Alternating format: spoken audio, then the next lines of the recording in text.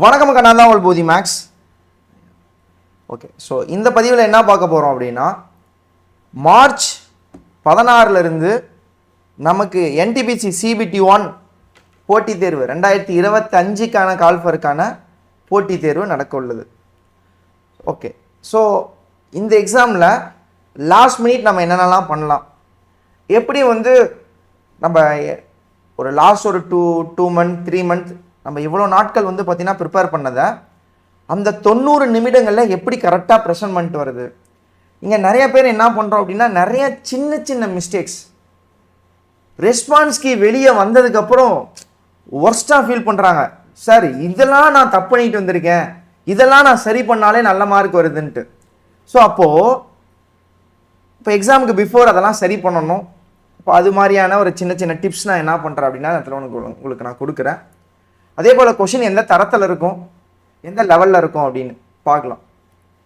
So நாளைக்கு exam முடிச்சோடனே நம்ம ஃபஸ்ட்டு எக்ஸாம் அனலைஸ் கொடுக்கலாம். இந்த நம்பருக்கு நீங்கள் என்ன பண்ணுங்கள் அப்படின்னா உடனே கால் பண்ணுங்கள். எக்ஸாம் பார்த்தீங்கன்னா முடிச்ச உடனே இந்த நம்பருக்கு கால் பண்ணுங்கள். எஸ், ஃபஸ்ட்டு பாயிண்ட் என்ன அப்படின்னா, புதுசாக எதையும் படிக்காதீங்க, நியூவாக எதுவுமே படிக்காதீங்க. அப்படி படிக்கிற மாதிரி இருந்தால் லாஸ்ட் மினிட்ல ஃபார்முலாவை வேணால் ஒரு கிளான்ஸ் பார்த்துட்டு போகலாம். இவ்வளோ நாள் என்ன படிச்சிங்களோ அதுதான். இது நான் சொல்கிறது யாருக்குன்னா, மார்ச் 16 யாருக்கெல்லாம் எக்ஸாம் இருக்கோ அவங்களுக்கு சொல்கிறேன். இப்போ அடுத்தடுத்த நாட்களில் எக்ஸாம் வருது அப்படின்னா ஓரளவுக்கு மார்ச் 16 நம்ம என்ன பண்ணிடலாம் அப்படின்னா எக்ஸாம் ரிவ்யூ அனலைஸை கெட் பண்ணிக்கலாம். இதுக்கு தகுந்தாப்பில் நம்ம என்ன பண்ணிக்கலாம் அப்படின்னா ப்ரிப்பேர் ஆகிக்கலாம். ஏதாவது அப்டேட் பண்ணிக்கிறது. இப்போ கரண்ட் அஃபேர்ஸ் நிறையா கொஷின்ஸ் கேட்குறான்னா அப்போ கரண்ட் அஃபேர்ஸ் லாஸ்ட் மினிட்ல பார்க்குறது, இது மாதிரிலாம் பண்ணிக்கலாம். இப்போ புதுசாக இன்றைக்கி தான் ஹிஸ்ட்ரியே ஆரம்பிக்க போகிறேன் சார், ஜாகிரஃபியை ஆரம்பிக்க போகிறேன் சார், இது கை கொடுக்காது. படித்ததை நல்லா ரிவிஷன் பண்ணணும். ஓகேவா? ஸோ அடுத்தது எக்ஸாமுக்கு போகிறீங்க அப்படின்னா ஒரு 1 ஹவருக்கு பிஃபோர், 1/2 ஹவருக்கு பிஃபோர் நீங்கள் போகிற மாதிரியான உங்கள் பிளான் இருக்கணும். ஏன்னா நீங்கள் 4 மணிக்கு பஸ் ஏறுனா 5:30 மணிக்கு அங்கே போய் சேர்ந்துடலாம், 1 மணிக்கு பஸ் ஏறுனா 2:30 மணிக்கு அங்கே போய் சேர்ந்துடலாம் அப்படின்னு சொல்லிட்டு ChatGPTயில், ஏன்னா லாஸ்ட் போட்டித் தேர்வில் ட்ராவல் டைம் என்ன, எவ்வளோ நேரத்தில் ரீச் ஆக முடியும்னு சொல்லி நான் ChatGPTயில் போட்டேன் சார். இதெல்லாம் ட்ராவலுக்கெல்லாம் ChatGPT செட் ஆகாதுங்க எக்ஸாக்டா. ஏன்னா நமக்கு ஒரு சில போட்டித் தேர்வு, ஒரு சில எக்ஸாம் தேர்வு நிலையம், எக்ஸாம் சென்டர் டெப்த்தாக இன்டீரியரில் இருக்குது. ஸோ அங்கே பஸ் டிலே ஆச்சுன்னா பிரச்சனை. அதனால் பார்த்தீங்கன்னா இந்த பிளானிங்கை கரெக்டாக பண்ணிக்கோங்க, இல்லைனா அதுவே நமக்கு ஒரு மாதிரியான ஒரு பதட்டமாக இருக்கும். ஓகே, எக்ஸாம் ஹாலுக்கு என்னென்னலாம் எடுத்துகிட்டு போகணும். ஃபர்ஸ்ட் ஒன், ஹால் டிக்கெட் கண்டிப்பாக ரொம்ப ரொம்ப ரொம்ப ரொம்ப இம்பார்ட்டன்ட். அட்மிட் கார்டு, சரிங்களா? இதை 2 காப்பியாக வச்சுக்கோங்க. இன்கேஸ் ஏதாவது தவறு பண்ணிட்டீங்க அப்படின்னா அதை இன்னொரு காப்பி யூஸ் பண்ணுறதுக்காக ஒரு காப்பிக்கு 2 காப்பியாக எடுத்து வச்சுக்கோங்க. ஸோ உங்களுடைய ரீசன்ட் ஃபோட்டோ, ஒரு 6 மந்த் பிஃபோரில் எடுக்கக்கூடிய ஒரு ஃபோட்டோ. சரி, எக்ஸாம் அப்ளை பண்ணும்போது என்ன ஃபோட்டோ இருந்துச்சோ அதே ஃபோட்டோ தான் வேணுமா? இப்போ நமக்கு சாஃப்ட் காப்பி வச்சு நம்ம எக்ஸாம் அப்ளை பண்ணுறதுல லைவ் கேப்சரிங் தான். ஃபோட்டோவை என்ன பண்ணுறோம் அப்படின்னா லைவாக கேப்சர் பண்ணுறாங்க. ஏன்னா நிறைய பேர் அவங்க போட்டித் தேர்வுக்கு அவங்களே அப்ளை பண்ணுறதில்ல, டீட்டெயில்ஸ் யார்ட்டையாவது கொடுத்துட்றாங்க. இ-சேவை மையத்தில் அவங்க அப்ளை பண்ணுறாங்க இதுக்கு முன்னாடி வரைக்கும். இப்போ இந்த லைவ் கேப்சரிங் அப்படிங்கிறப்ப அப்ளை பண்ணும்போது கண்டிப்பாக நான் இருக்கணும். நான் எக்ஸாம் எழுத போகிறேன்னா நான் இருக்கணும், ஏன்னா என்ன லைவாக ஃபோட்டோ எடுக்கிறாங்க. அப்போ அந்த லைவ்ல எடுத்த ஃபோட்டோ தான் வேணுமானா இல்லை, லாஸ்ட் ஒரு 4 மந்த்தில், ஒரு 5 to 6 மந்த்தில் ரீசெண்டாக நீங்கள் எப்படி இருக்கீங்களோ அந்த ஃபோட்டோஸை எடுத்துக்கோங்க. ஒரு 15 வருஷத்துக்கு முன்னாடி, 10 வருஷத்துக்கு முன்னாடி, 4 வருஷத்துக்கு முன்னாடி, 3 வருஷத்துக்கு முன்னாடி எடுத்த ஃபோட்டோ எடுக்க வேண்டாம், ரீசன்ட் ஃபோட்டோ எடுத்துக்கோங்க. ஸோ ரெண்டாவது, 2 ID proof, original ID proof வேணும். அதில் ஒன்று ஆதார் மஸ்ட் மஸ்ட் மஸ்ட். ஏன்னா ஆதார் வெரிஃபிகேஷன் நமக்கு நடக்கும், ஆதார் வெரிஃபை பண்ணுவாங்க, தம்புலாம் செக் பண்ணுவாங்க. அதனால் ஆதார் மஸ்ட். ஆதார் என்ன பண்ணிக்கோங்கன்னா எடுத்துக்கோங்க.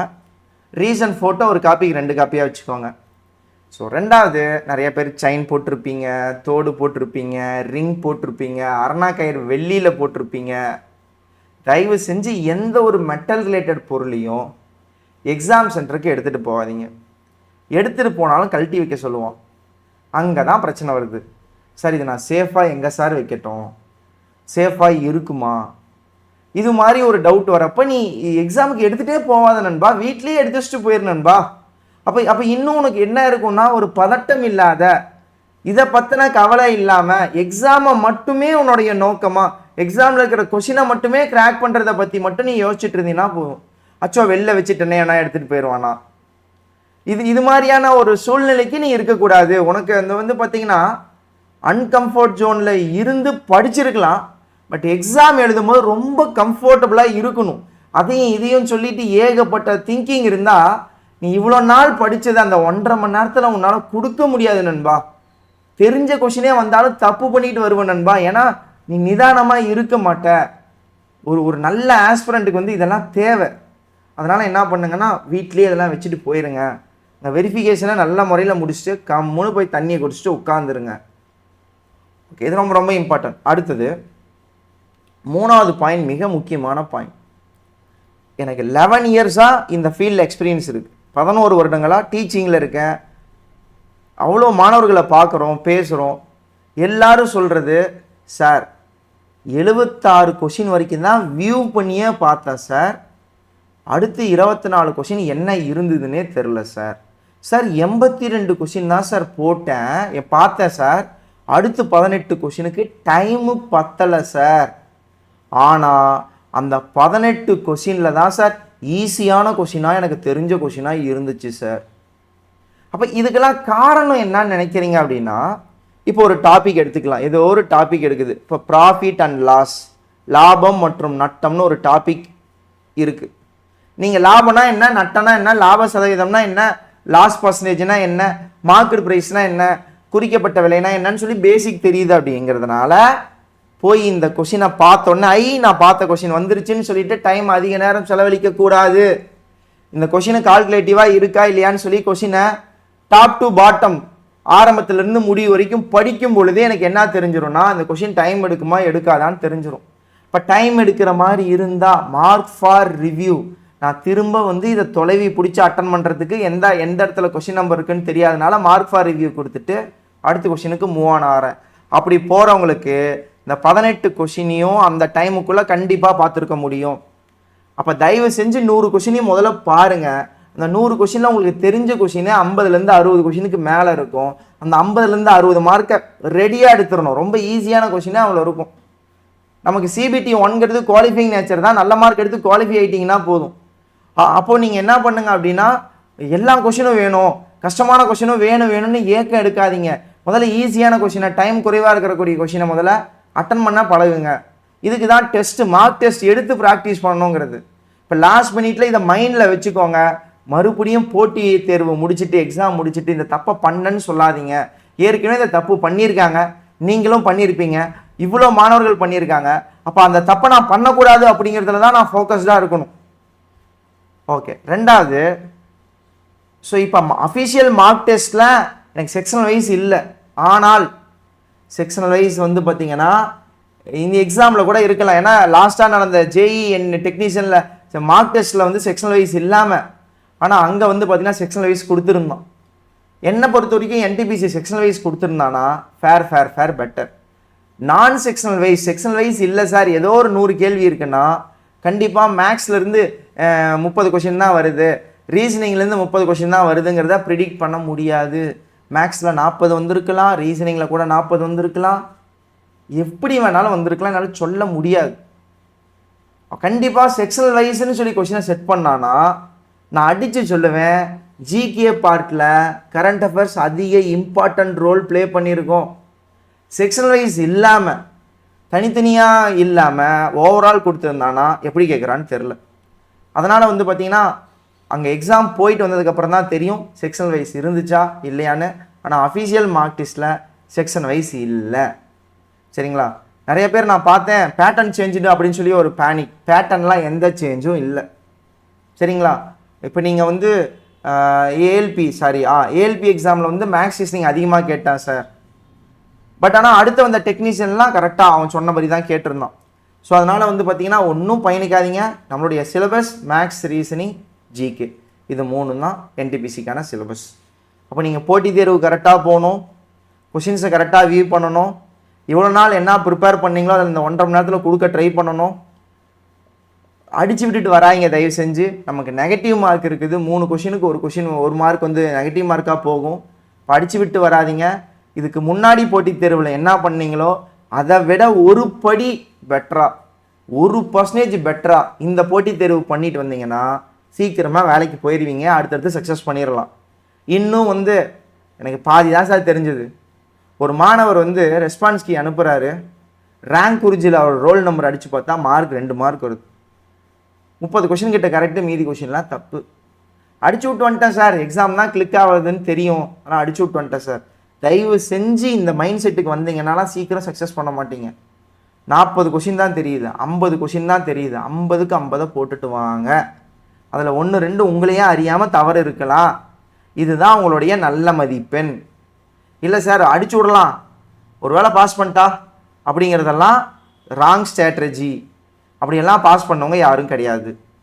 தயவு செஞ்சு இதை என்ன பண்ணுங்க அப்படின்னா ஃபாலோ பண்ணுங்கள். ரெண்டாவது, போட்டித் தேர்வு முடிஞ்ச உடனே என்ன பண்ணுங்க அப்படின்னா இந்த நம்பருக்கு வாட்ஸ்அப் மெசேஜ் பண்ணுங்கள், கால் பண்ணுங்கள். கால் பண்ணி மேக்ஸில் எது மாதிரி இருந்தது, ரீசனிங்கில் எது மாதிரி இருந்தது, முக்கியமாக ஜிகேயில் எது மாதிரி இருந்தது அப்படிங்கிறத என்ன பண்ணுங்கன்னா சொல்லுங்கள். நம்ம மண்டே, அதாவது March 16 evening so maths paper எப்படி இருந்துச்சு அப்படிங்கிறதுக்கான ஒரு எக்ஸ்பெக்டட் பேப்பர் அப்படின்னு சொல்லிட்டு நாளைக்கு ஒரு லைவ் போகலாம். அந்த லைவில் எது மாதிரி கொஷின்ஸ் இருந்தது, என்ன பேட்டர்ன் இருந்ததுங்கிறத நான் என்ன பண்ணிடுறேன்னா உங்களுக்கு கொடுத்துட்றேன். இந்த லாஸ்ட் மினிட்ல என்ன பண்ணலான்னா மாங்குன்னு புதுசாக எதையுமே படிக்காதீங்க. முடிஞ்ச அளவுக்கு எவ்வளோ ரிலாக்ஸ்டாக இருக்க முடியுமோ அவ்வளோ ரிலாக்ஸ்டாக இருங்க. ஸோ 2D 3D ஃபார்முலா வேணால் என்ன பண்ணுங்கள், ரிவைஸ் பண்ணுங்கள். இதிலிருந்து உங்களுக்கு கொஷின்ஸ் கண்டிப்பாக 3லேருந்து 4 கொஷின்ஸ் வரும். ஓகே, அடுத்து கரண்ட் அஃபேர்ஸ். இவ்வளோ நாள் என்ன படிச்சிங்களோ அதை போய் ப்ரெசென்ட் பண்ண பாருங்கள். நாளைக்கே வேலை வாங்கிடணும், ப்ராப்பராக படிச்சிருக்கே மாட்டோம், நாளைக்கு வேலை வாங்கணுங்கிறத மட்டும் மைண்டில் இருக்கும். இதுதான் தவறு. இதுக்கு முன்னாடி நாள் எக்ஸாமை விட இந்த எக்ஸாம் நான் படிச்சிருக்கேன், படித்ததை நல்லா ப்ரெசென்ட் பண்ணுறேன். இப்போ போன போட்டித் தேர்வில் என்ன தவறு செஞ்சேனோ அந்த தவறை சரி செஞ்சுட்டு இங்கே நான் என்ன பண்ணியிருக்கேன், வந்திருக்கேன் அப்படின்னா அது இம்ப்ரூவ்மெண்ட். அது உங்களுக்கு சீக்கிரமாக சக்ஸஸாக கொடுக்கும். இதை என்ன பண்ணிட்டு வாங்கன்னா எக்ஸாம் முடிச்சுட்டு வாங்க. கண்டிப்பாக எல்லாருமே நல்லா பண்ணியிருக்கீங்க, நல்லா படிச்சுட்டு இருக்கீங்க. கேட்ட வரைக்கும் கரண்ட் அஃபேர்ஸ்லாம் அவ்வளோ சூப்பராக படிச்சிருக்கீங்க. நிறையா மாணவர்கள்ட்ட பேசினேன். அப்போ என்ன பண்ணுங்க அப்படின்னா படித்ததை ப்ரெசென்ட் பண்ணிட்டு வாங்க. எக்ஸ்ட்ரா எந்த ஒரு புது ஸ்ட்ராட்டஜியும் நீங்களாக எடுத்து ஃபாலோ பண்ணி சொதப்பிட்டு வராதிங்க. இவ்வளோ நாள் என்ன படிச்சிங்களோ அதுதான் அங்கே வரப்போகுது. எல்லாத்துக்குமே டஃப்பாக இருக்குது அப்படின்னா, கொஷின் பேப்பர் டஃப்பாக இருக்குன்னா எல்லாத்துக்குமே டஃப் தான். அப்போ வந்து பார்த்தீங்கன்னா உங்களை நீங்கள் அக்யூரேசி பண்ணிட்டு வந்தீங்கன்னா கிளியர் ஆகும். ஸோ நாளைக்கு என்ன பண்ணலாம் அப்படின்னா, ஸோ எப்படி கேட்டிருக்காங்க என்னங்கிறத பார்க்கலாம். Wish you all the best. இது லைஃப்னு நினச்சி எழுதிட்டு வாங்க, சும்மா ஏனோ தானோன்னு எழுதிட்டு வராதிங்க. நிறைய பேர்த்துக்கு அதர் ஸ்டேட்டில் போட்டிருக்காங்க, கேரளாவில் போட்டிருக்காங்க, எர்ணாகுளத்தில் போட்டிருக்காங்க, திருச்சூரில் போட்டிருக்காங்க. ஸோ யார் யாருக்கெல்லாம் போட்டிருக்காங்க கீழே கமெண்ட் பாக்ஸில் கமெண்ட் பண்ணி, ஸோ யாராவது அந்த ட்ராவலிங் வந்து பார்த்திங்கன்னா சரி செஞ்சு நீங்களாம் என்ன பண்ணிக்கோங்கன்னா டீமாக போயிட்டு டீமாக வாங்க, ஒருத்தரை ஹெல்ப் பண்ணிக்கோங்க. ஸோ அதுக்கு இது ஒரு பாலமாக இருக்கும். நம்ம ஒரு கம்யூனிகேஷன் மீடியேட்டராக வந்து பார்த்திங்கன்னா இருக்கும் இந்த சேனலு. ஒரு மெசேஜ் பண்ணி என்ன பண்ணிக்கோங்கன்னா கமெண்ட் பாக்ஸ் பண்ணி எடுத்துக்கோங்க. ஸோ அதே போல் வந்து யார் யாருக்கு எந்தெந்த டேட் எக்ஸாம்ங்கிறது கீழே கமெண்ட் பாக்ஸில் கமெண்ட் பண்ணுங்கள். நாளைக்கு கண்டிப்பாக எக்ஸாம் முடிச்சு அடுத்த நொடி என்ன பண்ணுவோம் அப்படின்னா எக்ஸாம் ரிவ்யூ நம்ம பண்ணிக்கலாம். Wish you all the best. Exam முடிச்சுட்டு கால் பண்ணுங்கள், மெசேஜ் பண்ணுங்கள். நல்லா பண்ணேன் அப்படிங்கிற நல்ல செய்தியை சொல்லுங்கள். சார் அட்டெம்ப்ட் கம்மியாக இருந்தாலும் அக்யூரேசி பண்ணிங்கன்னா அதுவே நல்ல செய்தி தான். அந்த இன்ஃபர்மேஷனை என்ன பண்ணுங்க அப்படின்னா கொடுங்க. மிக முக்கியமாக கரண்ட் அஃபேர்ஸ் வந்து ஒவ்வொரு மாதத்தோட கரண்ட் அஃபேர்ஸும் நம்ம கொடுத்துட்டோம், ஆனால் நீங்கள் ஃபுல்லாக படிச்சிருக்கீங்களா தெரில. அதே போல் மாணவர்களோட ரெக்வெஸ்ட் என்னங்க, 2025 டாபிக் வைஸ் எக்ஸசைஸ் சொல்லுங்கள் சார், ஆத்தர் சொல்லுங்கள் சார், அப்பாயின்மெண்ட் சொல்லுங்கள் சார், பிரசிடென்ட் பிஎம் சொல்லுங்கள் சார், ஸ்போர்ட்ஸ் சொல்லுங்கள் சார், இண்டெக்ஸ் சொல்லுங்கள் சார், சமிட் சொல்லுங்கள் சார், ஸ்கீம்ஸ் சொல்லுங்கள் சார், இம்பார்ட்டன்ட் டேஸ் சொல்லுங்கள் சார்னு சொல்லி எல்லாத்தையும் தனித்தனியாக. அது வந்து பார்த்திங்கன்னா இந்த லாஸ்ட் ஒரு 15 days அவ்வளோ ஒர்க்கு. அந்த ஒர்க்கை எல்லாமே தமிழ் மாணவர்களுக்காக தமிழ் டிரான்ஸ்லேட் பண்ணி, அதுவும் வந்து பார்த்திங்கன்னா இதில் எந்த ஒரு கோர்ஸ் மாதிரியும் கொடுக்காம அனைத்து மாணவர்களுக்கும் போகிற மாதிரி ஆப்பில் தெளிவாக கொடுத்துருக்குறோம். ஸோ நீங்கள் என்ன பண்ணியிருப்பீங்க அப்படின்னு நம்புறேன், அப்படின்னா அதை படிச்சிருப்பீங்கன்னு நம்புகிறேன். ஸோ கண்டிப்பாக கரண்ட் அஃபேர்ஸ் அதிகமான மதிப்பெண்கள் கேட்டிருந்தால் இதிலிருந்து தான் கொஷின்ஸ் வரும். ஏன்னா இதில் கொடுத்தது எல்லாமே மிக முக்கியமானது. அப்போ கொஷின்ஸ் மிக முக்கியமான கொஷின்ஸ்லாம் கேட்டானா இது அப்படியே உங்களுக்கு கிளிக் ஆகும். ஸோ எக்ஸாம் முடிச்சுட்டு என்ன பண்ணுங்கன்னா உடைய ரிப்ளையே எனக்கு கொடுங்க. நன்றி, வணக்கம். Wish you all the best guys. So நானுமே ப்ரே பண்ணிக்கிறேன். உங்களுக்கு எப்படி எக்ஸாம் அன்றைக்கி ஒரு பயம் இருக்கோ, இப்போ உங்களை சார்ந்தவங்களுக்கு அம்மா அப்பாவுக்கு பையன் இதை நல்லா பண்ணியிருக்கணும் அப்படின்னு நினைக்கிற மாதிரி ஒவ்வொருத்தரும் நல்லா பண்ணணும் அப்படிங்கிறத என்னோடய தாட்டு. ஸோ அதுக்கு தான் இந்த கரண்ட் அஃபேர்ஸ் ஒர்க் இது எல்லாமே வந்து உங்களுக்கு எடுத்து கொடுக்குறது. அதுக்கான ஒரு ரிப்ளை மட்டும் பண்ணுங்கள். எக்ஸாம் முடிச்சுட்டு வந்துட்டு இப்படி பண்ணேன் சார் அப்படின்னு சொல்லிட்டு. நன்றி, வணக்கம். எக்ஸாம் ரிவ்யூ என்ன பண்ணலான்னா நாளைக்கு கண்டிப்பாக பார்க்குறோம். Wish you all the best. Exact question பேப்பரும் ஈவினிங்கே நான் என்ன பண்ணுறேன்னா மேக்ஸில் எப்படி, ரீசனிங்கில் எப்படி அப்படின்னு சொல்லிட்டு அடுத்த ஷிஃப்ட்டுக்கும் நான் உங்களுக்கு ஹெல்ப் பண்ணுறேன். ஓகே கைஸ், சேனல் சப்ஸ்கிரைப் பண்ணாமல் தான் சப்ஸ்கிரைப் பண்ணிக்கோங்க. நண்பர்கள் எல்லாத்துக்கும் ஷேர் பண்ணிக்கோங்க.